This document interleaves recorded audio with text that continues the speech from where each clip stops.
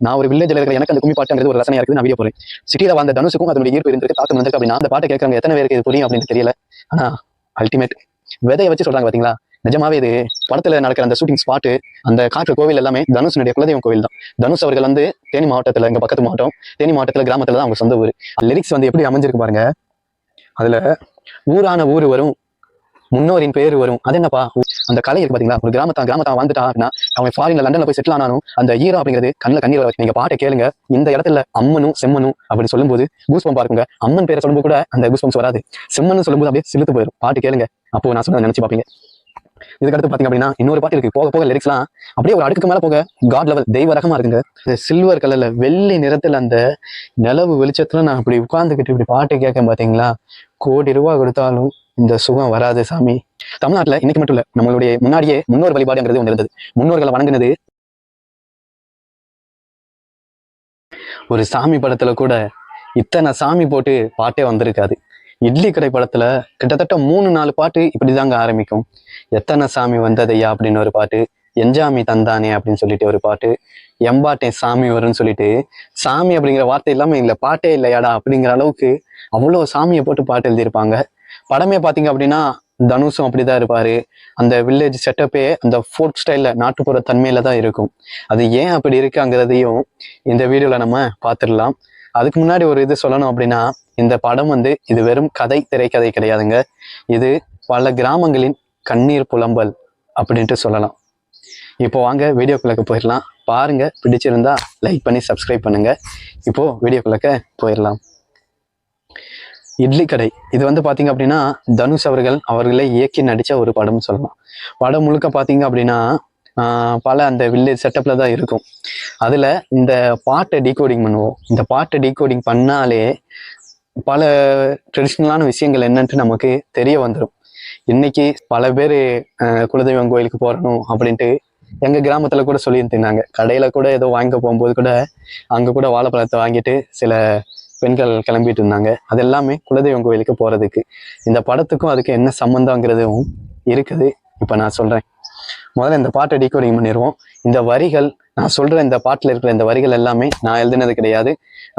இதை எழுதின தனுஷ் அவர்கள், பாடின புஷ்வானம் குப்புசாமி அவர்கள், இன்னும் சில பாடகர்கள், மேலும் ஜிவி பிரகாஷ் அவர்கள் இசை பிரம்மாண்டமா பண்ணியிருக்க அவருக்கும் இந்த படத்தினுடைய மொத்த குழுவினருக்கும் நான் இதோட கிரெடிட்ஸை கொடுத்துக்கிறேன். இப்போ வந்து பாத்தீங்க அப்படின்னா இந்த வீடியோவை வந்து பாட்டை நான் டீகோடிங் பண்ணிடுறேன். முதல்ல பாட்டு சொல்லிட்டு அதுக்குரிய பின்னணிகளை பார்த்துடலாம்.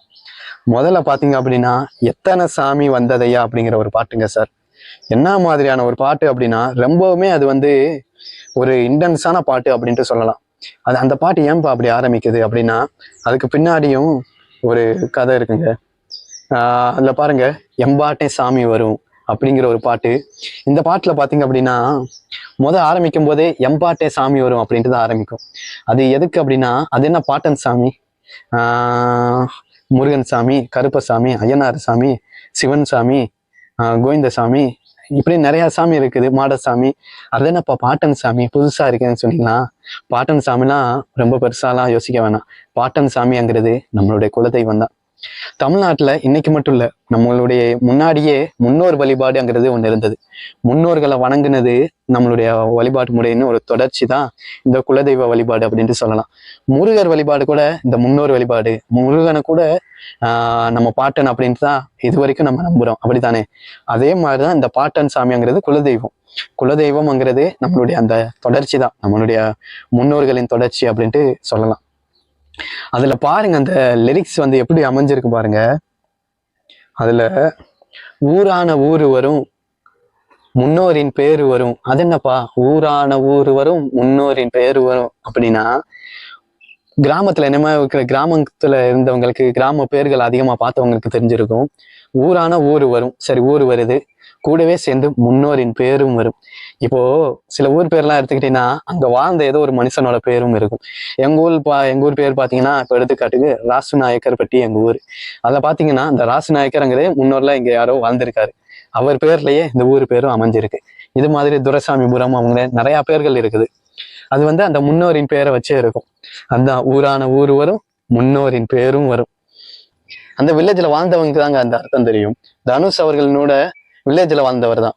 அவங்களுடைய அந்த இது இருக்கு பாத்தீங்களா, அந்த படத்துல நடக்கிற அந்த ஷூட்டிங் ஸ்பாட்டு, அந்த காற்று கோவில் எல்லாமே தனுஷனுடைய குலதெய்வம் கோவில் தான். தனுஷ் அவர்கள் வந்து தேனி மாவட்டத்துல, இங்க பக்கத்து மாவட்டம் தேனி மாவட்டத்துல கிராமத்துல தான் அவங்க சொந்த ஊர். அங்க இருக்கிற அந்த கோவில், அங்க அவர் வாழ்ந்த அந்த இடங்கள் எல்லாமே ஷூட்டிங் எடுத்திருக்கிறதா அவரே ஆடியோ லஞ்சில சொல்லியிருப்பாரு. அப்படி அந்த பாண்டு நிறையாவே இதுல பார்க்கலாம். எங்க ஊர் கருப்பசாமி கூட வரும் அப்படின்லாம் சொல்லி, அந்த கருப்பசாமிங்கிறது எல்லா ஊர்லயும் இருக்கிற ஒரு வழிபாட்டு முறை. ஊர் எல்லையில காக்குற சாமியே அதுதான் சொல்லுவாங்க. அதுக்கடுத்து இந்த விஷயம் நான் சொல்லலைன்னா அவ்வளவுதாங்க. அம்மிக்கல்லும் கூட வரும், ஆட்டுக்கல்லும் கூட வரும், அம்மனும் செம்மனும் ஏன் துணையா கூட வரும் அப்படின்னா, ஆட்டுக்கல்லும் அம்மிக்கல்லும் இன்னைக்கும் இருக்குது. எங்க வீட்டுல கூட அம்மிக்கல்லும் இருக்குது, ஆட்டுக்கல்லும் இருக்குது, இடிக்கிற உரலும் இருக்குது. ஆனா பாருங்க, கிராமம்னா இதெல்லாம் இருக்கும். இந்த எங்க வீட்லயே இருக்குது, அது ஒரு சாட்சி. அம்மனும் செம்மனும் கூட வரும்னு சொல்லும் போது, அம்மன் ஓகே, அது என்னப்பா செம்மன் அப்படின்னா, இந்த செம்மனை எடுத்து போய் தலையில பூசினா அப்படி இருக்கும். நீங்க பாட்டை கேளுங்க, இந்த இடத்துல அம்மனும் செம்மனும் அப்படின்னு சொல்லும் போது கூஸ்பம்பா இருக்குங்க. அம்மன் பேரை சொல்லும்போது கூட அந்த கூஸ்பம்ஸ் வராது. செம்மன்னு சொல்லும்போது அப்படியே சிலுத்து போயிடும். பாட்டு கேளுங்க, அப்போ நான் சொன்னதை நினைச்சு பார்ப்பீங்க. இதுக்கு அடுத்து பாத்தீங்க அப்படின்னா இன்னொரு பாட்டு இருக்கு. போக போக லிரிக்ஸ் எல்லாம் அப்படியே ஒரு அடுக்குக்கு மேல போக காட் லெவல், தெய்வ ரகமா இருக்குங்க. அதுல இந்த பாட்டு, எத்தனை சாமி வந்ததையா, இது எந்தெந்த சாமி தந்ததையா அப்படின்ட்டு இப்ப ட்ரெண்டிங்ல இருக்கிற பாட்டு. இது எல்லாமே வெறும் சாமி பாட்டுன்னு நினைப்போங்க. ஆனா இதுக்கு பின்னாடி இதை கேட்டோம் அப்படின்னா கண்ணீர் விட்டு அழுதுருவோம். அவ்வளவு விஷயங்கள், நினைவுகள்ங்கிறது அப்படி கொட்டி கிடக்குது. அது பாருங்க, 100 தலைமுறைக சேர்ந்து செதுக்குன ஈர நிலம் இது பாறையா. எப்படி 100 தலைமுறை சேர்ந்து செதுக்குன ஈர நிலம் இது பாறையா, வாழும் வரையிலும் நீ விதைக்கிற கடமை இருக்குது கேளையா, கோடி விளக்கா ஏந்து கிடந்த வீடு இருந்தது ஏனையா. கோடி விளக்கு, கார்த்திகை மாசத்துல கோடி விளக்கு வீட்டுல எரிஞ்சிட்டு இருந்தது. ஆனா இப்போ பாருங்க, அந்த வீடு காத்து இருக்கான். ஒரு மாட விளக்கை ஏத்தி வைக்க கூட அந்த வீடு காத்து இருக்கு அப்படின்னு சொல்றாங்க. இப்போ நடக்கிற உண்மைங்க இதெல்லாம். நான் பேசுறது இப்போ ஒரு சத்தியமா சொல்றேன், உண்மை. இப்போ நான் சொல்றதெல்லாம் கடை கிடையாது. நான் கிராமத்துல இருக்குன்னா நான் சொல்றேன். இங்க வந்து பாத்தீங்க அப்படின்னா எல்லாரும் புதுசா பெருசா வீடை கட்டிட்டு எல்லாருமே சென்னைக்கு போயிடுறாங்கங்க. கிட்டத்தட்ட சென்னைக்கு போனாங்க அப்படின்னா ஒரு 50 வயசு வரைக்கும் நான் வாழ்வேனா? இங்க ஒரு நல்ல வீடு கட்டிட்டு உழைச்சி 50 வருஷம் நல்ல வீடு கட்டிட்டு நான் வந்து சென்னைக்கு போய் செட்டில் ஆகுறேன், வேலை பார்க்குறேன், வாடகைக்கு இருக்கிறேன். எங்க அப்பா, என் தங்கச்சி, என் ஆத்தா, அப்பா எல்லாரையும் கூட்டிட்டு போயிடுறேன். அங்க ஒரு 50 வருஷம் இருக்கேன், அவங்கள பாத்துக்கிறேன். என் பையனும் அங்கே இருக்கான், படிக்கிறான், அவனும் அங்கதான் வேலை பார்ப்பான். எப்போ வருவோம், எங்க அப்பா ஆத்தா இறந்தா அவங்க சென்னையில இருந்து எங்க ஊருக்கு, சொந்த ஊருக்கு கொண்டு வந்து எரிச்சாதான் உண்டு. அப்படி இல்லை அங்கேயே எரிச்சிட்டோம் அப்படின்னா பிரச்சனையே இல்லை, அங்கேயே இருந்துக்க வேண்டியதான். பையன் அங்கேயே படிச்சு அங்கேயே வேலை பார்ப்பான். அவனுக்கு வேலை பார்த்து பொண்ணு பார்க்க வைக்கிறதுக்குள்ள என் ஆயுசு 50 ஆகி மேலே போய் சேர்ந்துருவேன். இவங்க கட்டி வச்ச வீடுங்கிறது அனாதையா கிடக்கும். இது வந்து இப்போ கிராமத்துல இருக்கிற ஒரு நெசமான உண்மை. அந்த வீடுங்கிறது காத்து கிடக்குது அப்படின்ட்டு சொல்லும் போது அந்த விஷயம் வந்து வில்லேஜ்ல இருந்தவங்க, அனுபவப்பட்டவங்களுக்கு நல்லாவே தெரியுங்க. அந்த விஷயம் வந்து தனுஷுக்கு தெரிஞ்சிருக்காங்கிறத நினைக்கிறேன். அல்ல, அந்த கோடி விளக்கை ஏந்து கிடந்த வீடு இருண்டது ஏனையா, மாட விளக்கா நீயும் வரத்தான் வீடு ஏங்குது நிக்குதையா. நிஜமாவேங்க, அடிச்சு வீசும் காத்துலையும் அப்பன் ஏங்க இப்படி ஒரு அல்டிமேட்டான வரீங்க. ஐயோ எப்படி இருக்குது பாருங்க. அடிச்சு வீசும் காத்துலையும் அந்த அப்பன் ஆசை சுத்துதையா. வெடிச்சு பூக்கும், இந்த இடத்துல அந்த அல்டிமேட்டை நீங்க பாப்பீங்க. வெடிச்சு பூக்கும் விதையிலும் ஒரு வம்சத்து கதையே உள்ளதையா. அப்படிங்கிறது என்ன தெரியுமா? ஒரு பூ வெடிச்சு அதுல வந்து வருது பாத்தீங்களா. இப்போ ஒரு பருத்தி இருக்குது, அந்த பருத்தி அப்படி வெடிச்சு அந்த பஞ்சு வெளியே வரும்போது உள்ளக்கு ஒரு விதை இருக்கும். அந்த விதை இருக்கு பாத்தீங்களா, அந்த விதை வந்து அந்த செடி தான். ஆனா அந்த விதை வர்றதுக்கு இன்னொரு செடியில இன்னொரு விதை இருந்தது. அந்த இன்னொரு செடியில இன்னொரு விதை வர்றதுக்கு இன்னொரு செடியில இன்னொரு விதை இருந்தது. இது மாதிரி பல தலைமுறை விதைகள் இருந்ததுனாலதான் இந்த விதை இப்போ வெடிச்சிருக்கு. இந்த வெடிச்சு நிக்கிற விதையிலேயே இவ்வளவு டிஎன்ஏ, இவ்வளவு தலைமுறை இருக்குப்பா. அதே மாதிரிதான் நம்ம ஊரும், உன் பாட்டனும் உன் அப்பனும் உன் தாத்தனும் அப்படின்னு சொல்லிட்டு இவ்வளவு இது இருக்கு அப்படிங்கிறத விதைய வச்சு சொல்றாங்க பாத்தீங்களா. நிஜமாவே இது கற்பனையின் உச்சம்ட்டே சொல்லலாங்க. இதெல்லாம் இந்த பாட்டை கேட்கறவங்க எத்தனை பேருக்கு இது புரியும் அப்படின்னு தெரியல. ஆனா அல்டிமேட். என்ஜாமி தந்தானே எல்லாமே என்ஜாமி தந்தானே அப்படின்ட்டு ஒரு பாட்டு. ஃபுல்லாமே ட்ரம்ஸ் பீட்டோட டங்கு நக்குது டங்கு நக்குது டங்கு நக்குன்னு இருக்கும். அந்த பாட்டுலயும் சில வரிகள் இதெல்லாம் பார்க்க முடியுது. அது என்ன அப்படின்னா, போன இதுல கூட நம்ம கும்மியை பத்தி ஒரு வீடியோ போட்டிருந்தோங்க. கும்மி பாட்டு, நம்ம வீட்டுல கும்மி அடிப்பாங்கல்ல கிராமத்துல, அந்த கும்மியை பத்தி நம்ம பாட்டு போட்டிருந்தோம். அந்த கும்மி பாட்டை பத்தி கூட இதுல லைன் வந்திருக்கு. நான் ஒரு வில்லேஜ்ல இருக்கிற எனக்கு அந்த கும்மி பாட்டுங்கிறது ஒரு ரசனையா இருக்குது, நான் வீடியோ போடுறேன். சிட்டியில வாழ்ந்த தனுஷுக்கும் அதனுடைய ஈர்ப்பு இருந்திருக்கு, தாக்கம் இருந்திருக்கு. அப்படின்னா அந்த கலை இருக்கு பாத்தீங்களா, ஒரு கிராமத்தான் வாழ்ந்துட்டான் அப்படின்னா, அவன் ஃபாரின்ல லண்டன்ல போய் செட்டில் ஆனாலும் அந்த ஈரம் அப்படிங்கிறது கண்ணில் கண்ணீர் வர வச்சிரும். அப்படி ஒரு பாண்டங்கிறத அந்த சாமி தருமான்னு தெரியாது, ஆனா இந்த மண்ணு தரும். அப்படி ஒரு லைன் இதுல இருக்குது. உண்மையிலேயே இந்த நாட்டுப்புற கலையினுடைய அந்த எனர்ஜி அப்படிங்கிறத இதுல நீங்க பார்க்கலாம். தாரத்தப்பட்ட தட்டுங்கடி நம்மூரு கும்மிய கொட்டுங்கடி. பாருங்க, கும்மிய பத்தி இதுல பேசியிருக்காங்க.